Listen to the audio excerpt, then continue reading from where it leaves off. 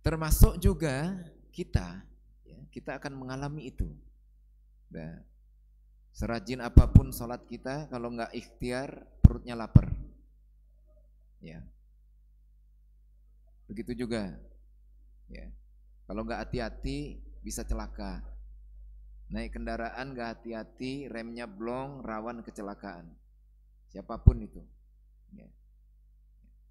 Maka setelah seorang berikhtiar, ya, biasanya disitulah nanti akan terlihat bahwa manusia itu punya kemampuan terbatas.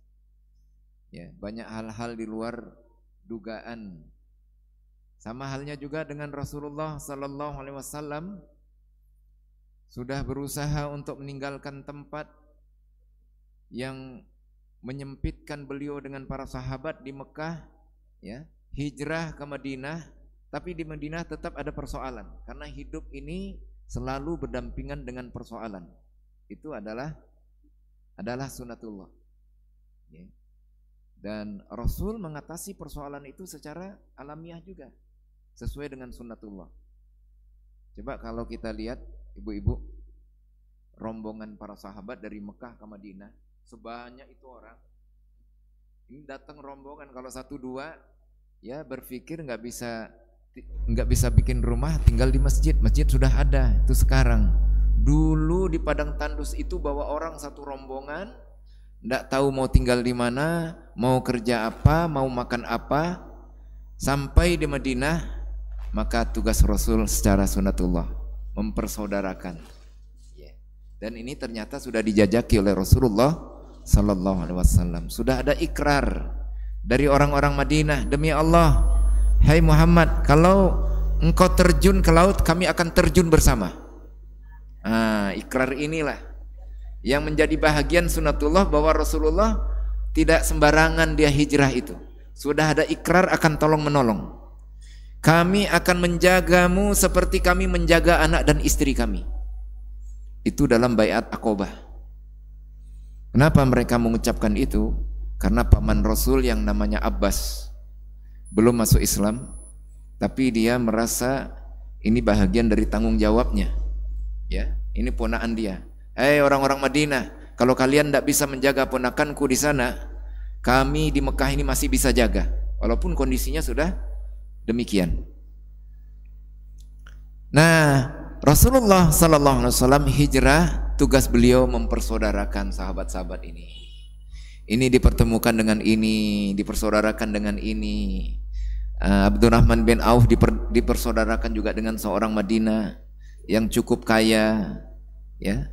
Dia bilang, ya Abdurrahman, saya punya 2 istri, silahkan pilih salah satu, ya, untukmu. Saya punya 2 kebun, silahkan pilih untukmu, ya.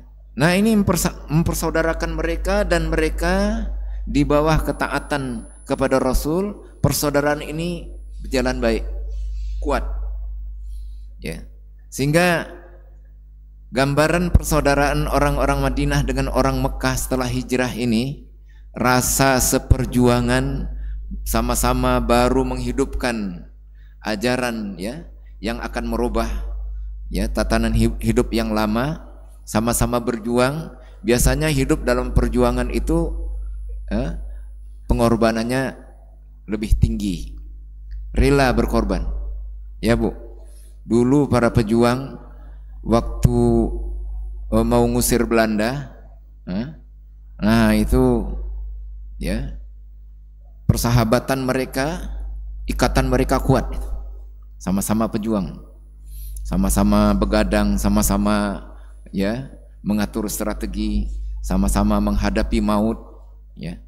Nah, itu para sahabat, ya, menghadapi persoalan itu, dan Allah memberikan pertolongan, ya, rasa cinta orang-orang Madinah kepada orang-orang Mekah, sehingga gambaran persaudaraan mereka seperti yang diucapkan oleh salah seorang sahabat, ya Rasulullah, orang-orang Madinah ini luar biasa.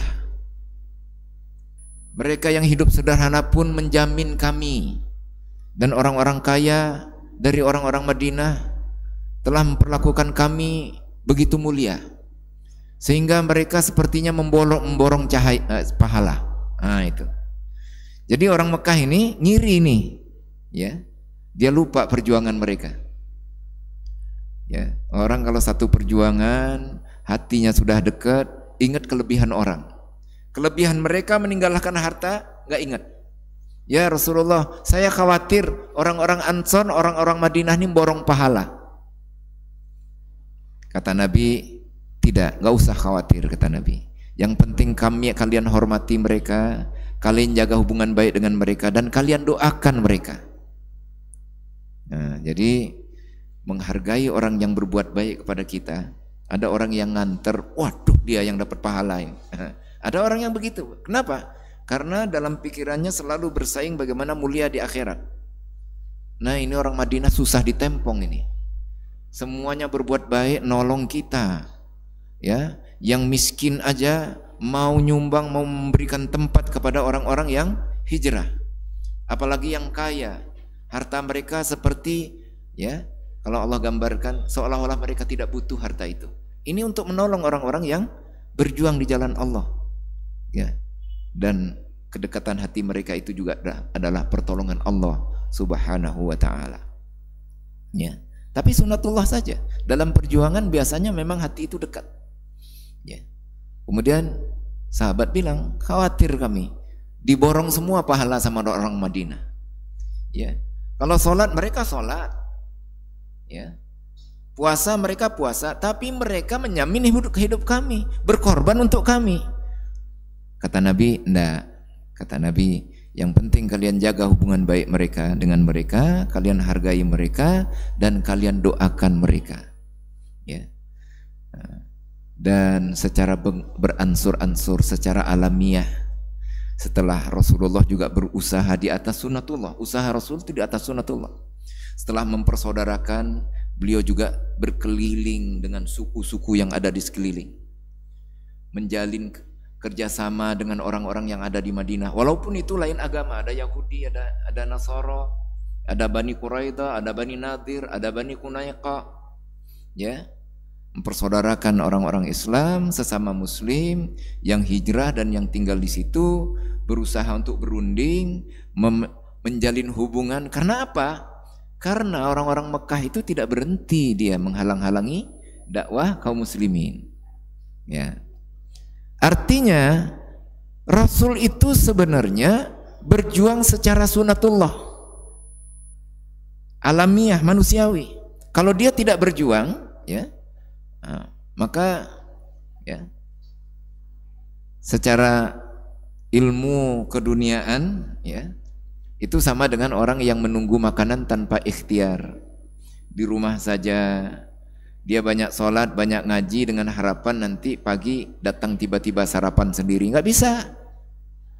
Sunatullahnya walaupun dia ngaji terus, khatam Al-Quran, tahajudnya panjang, terus dia nggak kerja, nah yang mau dimakan nggak ada, lapar perutnya tetap. Itu sunatullah. Tapi ya sebagai muslim wajib berjalan di atas sunatullah itu, ya, dan berjalan untuk mencari kebaikan di atas sunatullah itu. Sebab kalau tidak, ya, dia kepleset juga sakit, ya, nggak hati-hati ketabrak juga dia bahaya, ya. Maka di atas sunatullah itu berjalan dan Allah akan memenuhi janjinya. Di saat-saat dia tidak mampu mengatasi persoalan, di situ Allah datang untuk menunjukkan pertolongannya. Ingat bahwa Rasul diperjalankan Isra dan Mi'raj di saat beliau dalam kondisi tekanan yang luar biasa.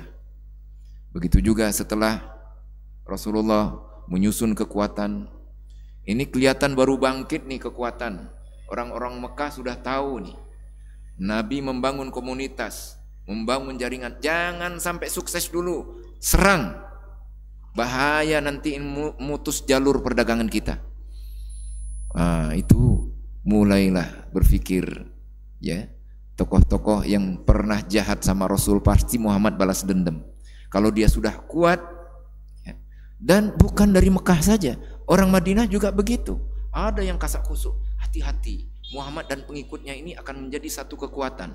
Kalau kita nyumbang dia, ngasih orang miskin, dia kuat, kita diusir.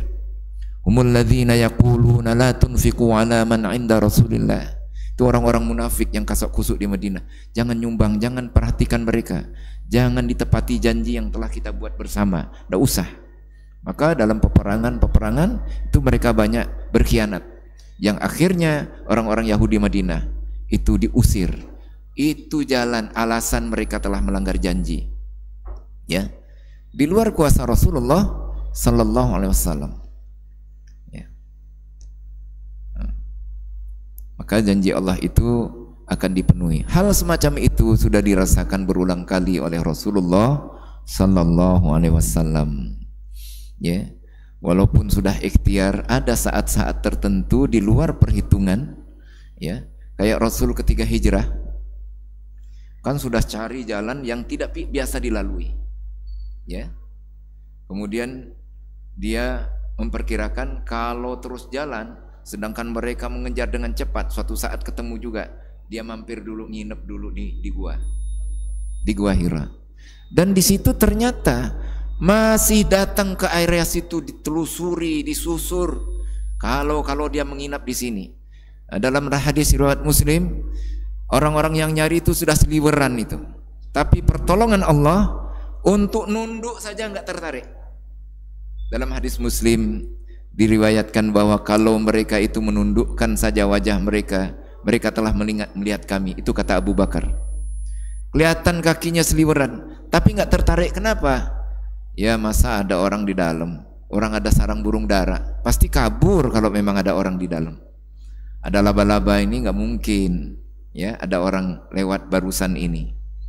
Begitu, ya. Ternyata laba-laba itu cepat bikin sarang. Ya, ya, cepat bikin sarang. Ini bagian daripada pertolongan Allah. Maka, dan inilah yang menyebabkan orang-orang yang beriman bisa tenang dalam hidup. Rasulullah mengalami peristiwa semacam itu dalam banyak kesempatan. Setiap ada persoalan selalu dia beri jalan keluar oleh Allah Subhanahu wa taala. Dan janji Allah dipenuhi. Maka orang-orang yang beriman akan berkata, ya, innaka jami'un nas, ya, fi yaumil la raiba fi, engkau hai Allah akan mengumpulkan manusia pada suatu hari yang telah ditentukan, yang tidak diragukan, yaitu pada hari mahsyar. Allah, engkau telah mentakdirkan akan ada hari kiamat. Innaka la tukhliful mi'ad, dan engkau tidak pernah mengingkari janji. Dan orang-orang yang beriman pasti akan merasakan itu, bahwa janji Allah itu akan ditepati. Ya, pertolongan kepada orang-orang yang beriman. Apa janji Allah? Allah akan menolong orang yang beriman, akan mengeluarkan dari persoalan-persoalan hidupnya, akan memberi rizki dari arah yang tidak pernah diduga, akan memudahkan urusan-urusannya, dan akan mengampuni mereka. Maka Allah nyatakan orang-orang yang beriman itu la khaufun alaihim wala hum yahzanun. Mereka tidak takut dan tidak gelisah. Termasuk kekhawatiran hari tua. Yang khawatir dengan keadaan hari tua itu sering juga orang tua. Anak muda nggak berpikir. Anak muda rasanya bakal kuat terus. Tapi setelah tua sudah turun. Suatu saat saya ini akan berbaring saja di tempat tidur. Suatu saat saya akan membutuhkan pertolongan orang lain. Apakah orang lain akan menolong? Minta saja kepada Allah. Allah akan gerakkan hati siapa yang perlu untuk menolong kita. Kalau tidak ada yang menolong di hari tua, maka sedang sholat, sedang tahiyat, dipanggil oleh Allah, meninggal. Ya, maka nggak usah khawatir. Kalau Allah masih beri kita kesempatan hidup, Allah pasti akan terus menolong kita. Ya, dan pertolongan Allah itu, ya, dengan cara di luar, ya, di luar konsep dan rencana kita. Seperti Rasulullah SAW sejak lahir, anak-anak kan nggak ngerti. Bapaknya sudah meninggal sebelum dia lahir. Ya, nggak lama masih kecil ibunya meninggal, dia dirawat oleh kakeknya. Dari kakeknya, pamannya, semua merawat dengan kasih sayang. Maka Allah ingatkan, gak usah khawatir menghadapi hidup. Engkau hai Muhammad kalau menghadapi musuh-musuhmu, gak usah khawatir. Alam yajidka yatiman fa'awa. Bukankah kamu gak punya siapa-siapa? Allah pelihara. Wajadaka dhallan fahda, dan Allah berikan hidayah. Itu, ya, di luar dugaan kamu. Rasulullah nggak pernah rencana jadi Rasul. Lalu dibimbing terus. Nah, diingatkan kita juga kalau melusuri hidup kita, ya, mungkin waktu kecil Mbak Eti nggak pernah berpikir mau jadi PNS kan, ya, mau jadi dosen atau apa. Tapi jalannya Allah takdirkan nih. Jadi ya bekerja di Abdul Muluk, ya, pensiun, ya alhamdulillah nggak banyak berpikir tentang ini, ya, karena banyak ngaji, ya. Jadi orang-orang yang beriman tidak takut, ya, dengan masa depan dan tidak pernah gelisah terhadap masa lampau. La khaufun alaihim, ya. Di dalam tafsir As-Sa'di, ya, Syekh As-Sa'di mengatakan bahwa la khauf, tidak ada rasa takut, itu menyangkut apa yang akan terjadi di masa depan, ya. Khauf itu untuk apa yang akan terjadi masa depan. Kalau pemuda nanti saya mau kawin, kerja apa ya, ya, selesai kuliah dia berpikir masa depan. Tapi kalau dia beriman, ya insya Allah enggak, ya.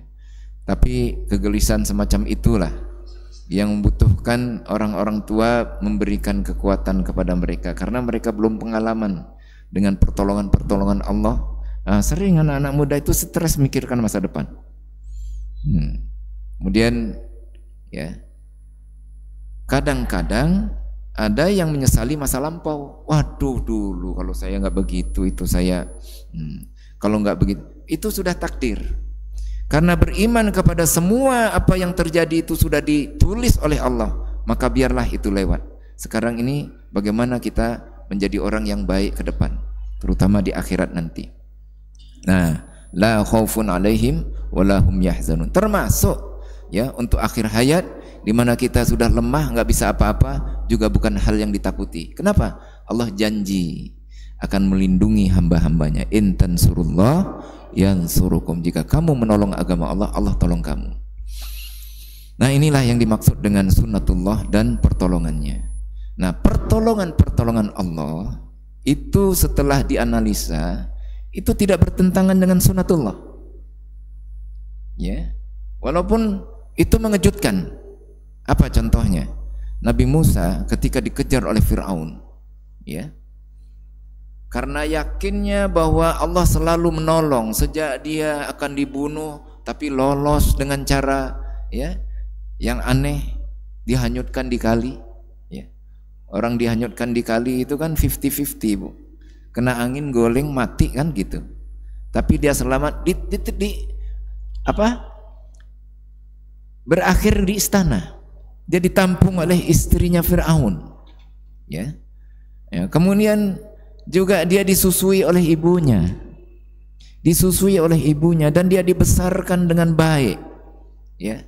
Itu pertolongan Allah. Belum lagi, ya, setelah dia dalam pengejaran, ya, masuk ke negeri orang, nggak tahu mau tinggal di mana, mau kerja apa, dia berdoa kepada Allah, ya Allah, dalam kondisi begini pertolonganmu aku harapkan, bukan sekedar tahu tempat tinggal, bukan sekedar ada kerjaan, tapi dapat istri, dapat mertua kaya. Nah, nggak punya apa-apa, Bu, dapat istri, dapat mertua kaya, ya, karena apa? Allah memberikan kesan yang baik kepada, ya, kepada Musa. Ya, kesan dari sebuah keluarga yang baik, ya. Dia boleh tinggal di situ selama 8 tahun sebagai mas kawin. Nah, dengan pertolongan demi pertolongan yang dirasakan oleh Musa, Allah selalu menolong, selalu melindungi. Pada suatu saat ketika dia dikejar terdesak, tidak ada ini, ya, kita akan ketangkap, hai Musa. Tidak, Allah akan menolong kita. Artinya apa? Artinya walaupun kita mengikuti sunnatullah, ya, ada saatnya kita buntu. Nah, disitulah Allah memberikan pertolongan. Dan pertolongan itu, ya, setelah Nabi Musa memukulkan tongkat, itu perintah Allah. Tapi tersibaknya air itu sesuai dengan sunnatullah, hukum alam. Dianalisa peristiwa itu juga tidak mustahil terjadinya, ya, semacam tsunami. Ya, tsunami dengan sifat tertentu, dengan sifat-sifat khusus, itu para ilmuwan, ya, meneliti, ya, bisa menjelaskan itu karena, ya, lapisan-lapisan bumi yang di bawah itu begini, akibatnya begitu, dan itu alamiah saja. Ya. Maka Allah akan menolong secara alamiah. Ya. Maka kesimpulannya bahwa orang-orang yang taat kepada Allah Subhanahu wa Ta'ala, dia tidak akan menjalani hidup yang berbeda dari orang-orang yang kafir berkaitan dengan sunatullah. Tetapi yang berkaitan dengan sikap Allah terhadap manusia itu akan berbeda. Orang-orang yang kafir tidak ada janji pertolongan. Tapi orang-orang yang beriman, Allah janjikan pertolongan untuk mereka. Dan ini harus menjadi modal yang menenteramkan mereka. Itu sebabnya Allah katakan, orang-orang yang beriman dan beramal soleh, la khaufun alaihim wala hum yahzanun. Kalau belum sampai ke tingkat itu, padahal dia membaca Al-Quran, mungkin dia belum merenungkan isi Al-Quran. Banyak isi Al-Quran itu yang menceritakan hal itu. Bagaimana Allah menolong Ibrahim, menolong Ibrahim. Ibrahim itu dengan pertolongan Allah. Kepepet, tidak ada jalan lain, Cobalah sederhana dia berpikir, saya mau ngomong sama raja nggak mungkin diterima, anak muda. Mau ngetok pintu aja nggak bisa. Baru dekat istana, mau kemana? Mau ketemu raja. Ada janji belum? Kan begitu. Jangankan raja, mau ketemu gubernur aja susah. Kecuali kalau gubernur lagi sholat di masjid. Salaman kemarin salaman dengan gubernur karena sholat jamaah di masjid. Nah, jadi Nabi Ibrahim berpikir, kalau saya bikin sesuatu, saya ditangkap, saya bisa ngomong. Paling tidak ngomong depan orang banyak. Dia hancurkan itu patung-patung, tapi berakhir kepada persoalan yang, waduh, mati saya ini, mau dibakar ujungnya. Mungkin tuh nggak diduga, dugaannya yang penting dia akan menyampaikan. Masa iya nggak mikir benda-benda yang nggak bisa membela diri itu kok disembah? Memang sampai itu banyak yang berpikir begitu, dan itu akhirnya jadi orang beriman setelah Allah memberikan mukjizat kepada Nabi Ibrahim. Tapi nggak semuanya, pentol-pentolnya justru nggak beriman, dan akibatnya di luar perhitungan dia akan dibakar. Dikumpulkan kayu banyak, dia lemparkan, dan disitulah pertolongan Allah Subhanahu wa Ta'ala. May yattaqillah yaj'al lahu makhraja. Yang bertakwa kepada Allah akan dikeluarkan dari persoalannya. Artinya orang yang bertakwa itu juga penuh persoalan. Jangan ngeluh, kok saya sudah rajin ngaji, kok anak saya bertengkar aja suami istri kok nggak rukun-rukun. Itu tugas dari orang tua untuk nasihatin anaknya. Anak kita dengan menantu ngelawan karena anak kita istri statusnya. Nah, kita dapat ngaji, ngasih tahu. Nah, istri itu harus taat pada suami. Memang taat suami yang kayak mana, mau ditaati mah katanya, kan gitu. Ya pelan-pelan, nah, kamu ngaji kalau enggak ini. Nah, setiap memberikan nasihat itu kan ibadah juga. Juga sabar menjadi peluang ibadah. Kadang-kadang ibunya masih disuruh turun tangan untuk menenteramkan cucunya. Dia bertengkar, suaminya enggak pulang, ibunya harus ikut sibuk-sibuk. Persoalan keluarga ini, orang yang nggak pernah ngaji, sama aja, sama kita yang nggak ngaji ini, kita dengar ribut-ribut juga itu anaknya katanya, dia nggak tahu ributnya anak-anak itu jadi lahan pahala bagi orang tuanya. Kalau dia ributnya karena nggak dekat dengan Allah, itu jadi azab. Wala nudziqannahum minal adzabil adna dunal adzabil akbar. Itu sama dengan ucapan orang-orang Mekah. Ini balasan dari kekalahan kami perang Uhud, perang Badar dulu. Perang Uhud banyak kaum muslimin meninggal. Kaum muslimin lebih banyak meninggal dari orang-orang kafir. Kata orang-orang kafir, nah ini balasan. Tidak. Dulu kalian yang terbunuh masuk neraka, kami sekarang yang terbunuh masuk surga. Beda.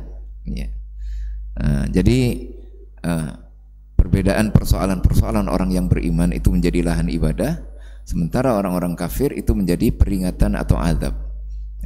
Artinya orang-orang yang beriman tetap berlaku sunnatullah. Jangan kecil hati ibu-ibu. Kalau ada orang yang sudah rajin ngaji tapi suaminya masih nggak sholat, ya, jangan digunjingkan. Itu ujian untuk si istri. Setiap saat mengingatkan suami terus, ya. Kadang-kadang anaknya, bahkan ada yang ustadz tapi anaknya susah dikasih tahu untuk ibadah, untuk sholat. Kenapa? Dipondokkan kabur. Tapi berkah. Biasanya kalau orang-orang yang aktif dakwah, mendakwahi orang banyak menghabiskan waktu untuk umat, dimudahkan pula ngurus keluarga. Kayaknya yang ngurus keluarga ini lingkungannya saja, ya, karena anaknya biasanya dipondokkan dan nurut pula di pondok, ya alhamdulillah. Saya dengar ada seorang yang ngurus masjid, padahal dia pejabat, jadi ketua masjid, kepala dinas jadi ketua masjid. Pak, saya sejak tahu dengan kebenaran, jangan pakai sogok-sogok. Di mana saya ada, kalau sudah waktunya tanda tangan, saya tanda tangan. Walaupun saya di jalan, saya buat stempel di masjid, di bis, di mobil katanya. Wah, dia cerita begitu. Saya Pak, selama saya bisa bantu orang, saya bantu orang. Nah, ya setelah tua, sudah pensiun, ketemu. Alhamdulillah Pak Mukhlis, saya punya anak 5, mantu saya sholat semua. Oh, yang disyukuri sholatnya rupanya. Rupanya alhamdulillah dimudahkan Allah karena dia ngurus umat, ngurus masjid, ngurus dakwah, ngurus pengajian, ya. Bahkan mantunya baru kemarin ini ngajak saya haji. Wah, alhamdulillah. Artinya berkah, anak-anaknya taat. Yang disyukuri, ya, sekian mantu saya sholat semua. Nah, ini karunia Allah Subhanahu wa taala. Kenapa? Karena dia sudah membuktikan jihadnya di jalan Allah Subhanahu wa taala. Barangkali itu bahagian dari pertolongan. Dan ada orang yang ngeluh begini, tapi biasanya orang-orang baru yang begitu. Ya, disarankan banyaklah ibadah dekat-dekat Allah, banyak baca Al-Qur'an. Ustadz, saya semakin banyak baca Al-Qur'an semakin susah. Semakin banyak cobaan. Suami saya semakin jarang pulang katanya. Nah, jadi itu sebenarnya mungkin, ya, ada dosa-dosa yang harus dihapuskan. Allah mau membersihkan. Jadi orang-orang yang datang kepada Allah, dia datang terus enak enggak? Dia akan dihapuskan dosa-dosanya, ya. May yattaqillah yukaffir anhu sayyi'atihi. Ya, dengan kesempatan yang Allah buka, ya, supaya dia sabar dengan keadaan itu, maka jangan buru-buru, ya. Ingin melepaskan kesempatan itu, ini akan menghapuskan dosa-dosa. Kalau dia tidak mau terima, dosa-dosanya tetap. Ya, dia nggak mau kalau begini, nggak maulah jadi orang masjid katanya. Percuma saya sholat. Nah, ada pula ini seorang yang begitu diuji oleh Allah, dia nggak sholat, keluarganya dilarang sholat. Kenapa? Ternyata kita dekat dengan Allah tidak melahirkan kebaikan, hanya melahirkan penderitaan demi penderitaan.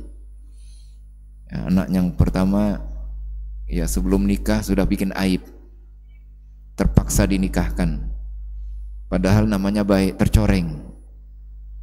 Anak yang kedua yang diharapkan jadi pengganti dia, padahal dia spesialis kanker nih, spesialis kanker. Baru terdeteksi anaknya setelah stadium 4, gak ketolong, meninggal. Dia dokter ahli kanker. Nah, luar biasa. Dia beli sebuah rumah di suatu tempat, pindah dari ya ujung suatu pulau, pindah ke tengah-tengah lah. Iya, ke tengah-tengah. Dia beli ketika itu masih berharga lah 15 juta itu. Rumah 15 juta itu sudah berharga. Karena kejadiannya sudah lama betul. Ternyata bukan yang jual itu yang punya. Ya. Tertipu dia, terpaksa. Uang dapat ngumpul begitu lama. Dan alhasil dia bilang, kalau begini kita dekat dengan Allah dong. Kesel dia. Tapi alhamdulillah kembali lagi setelah ketemu dengan seorang mubaligh, ya. Ketemu dengan seorang mubaligh, ya. Padahal dia sempat, kalau begitu semua sajadah dibakar. Enggak boleh ada sejadah di rumah ini. Sudahlah, enggak ada yang boleh sholat. Ya, ketaatan kita hanya melahirkan penderitaan demi penderitaan, salah faham dengan Allah. Padahal itu adalah ujian untuk menggugurkan dosa-dosa, mungkin ada kesalahan dan sebagainya. Dan secara hukum alam mungkin di situ ada juga kelemahan dalam mengerti masalah-masalah yang tadi, ya, yang kadang-kadang korbannya itu memang menyakitkan. Nah, hadirin yang berbahagia, memahami bahwa sunatullah itu berlaku untuk semuanya, termasuk untuk orang-orang yang soleh, itu penting. Tapi pertolongan Allah juga harus kita akui adanya, sehingga kita tidak pernah takut menghadapi persoalan-persoalan hidup. Nah, demikian ibu-ibu dan bapak sekalian, mudah-mudahan apa yang kita bahas bisa dipahami dan motivasi kita untuk sabar dan kuat menghadapi tantangan hidup. Ada pertanyaan? Ya.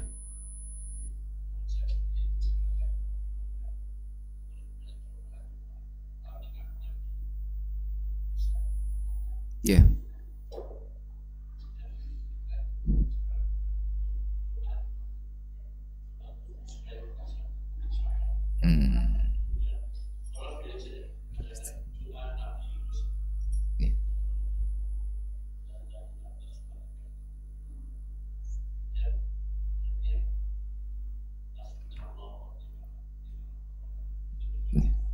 Iya, minta aja, bahasa kita aja, ya Allah teguhkan hati saya.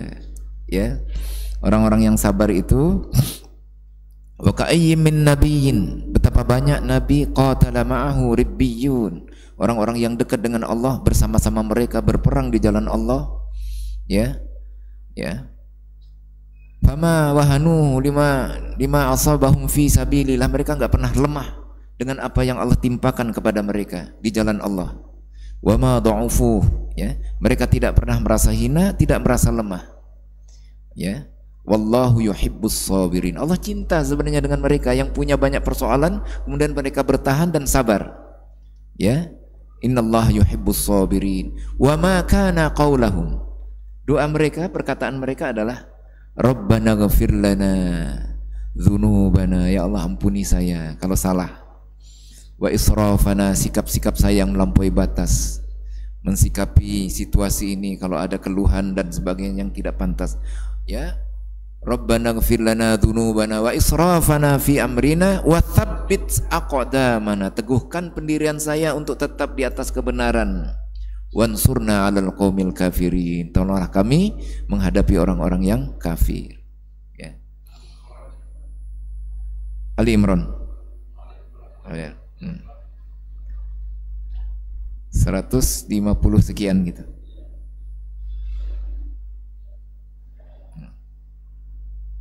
Setelah wa ma Muhammadun illa rasulun qad khalat min qablihi rusul. Cukup ya? Oh iya, iya. Takdir dengan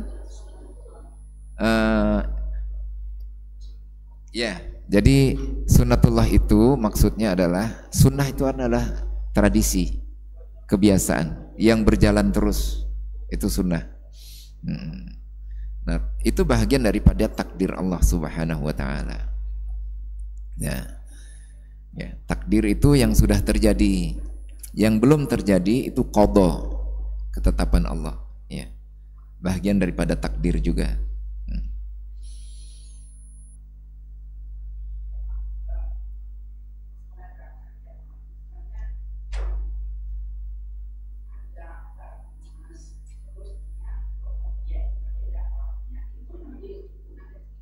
Sama, disamakan. Iya, harus digabung.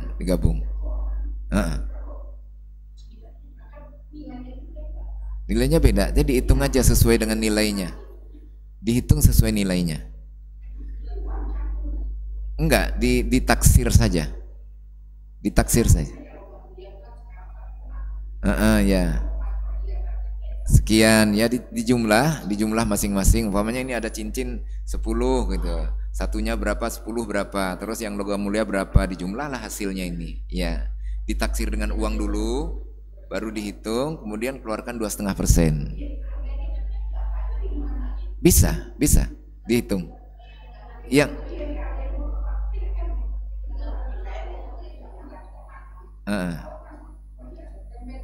Sekarang begini, teorinya dijumlah dulu semua mencapai 85 gram emas, sudah. Setelah itu kita hitung rincinya. Ini berapa, ini berapa. Masing-masing berapa. Kalau ini ditaksir 1 gramnya berapa, dikalilah sekian. Ini ditaksir 1 gramnya berapa, dikali dengan berapa gram. Kemudian hasilnya dijumlah. Nah, totalnya itu dari hasil itu penjumlahan tadi keluarkan 2,5%. Gitu. Ada uangnya juga dijumlahkan dengan hasilnya tadi. Ya, seluruh kekayaan yang bergerak dikeluarkan kecuali perhiasan yang dipakai. Artinya kita beli itu untuk kalung, untuk cincin, ya. Kalau lagi pesta dan sebagainya. Jangan ada niat untuk menghindari zakat, jangan. Itu aja yang penting, ya. Sehingga nanti ukurannya spektakuler. Ya.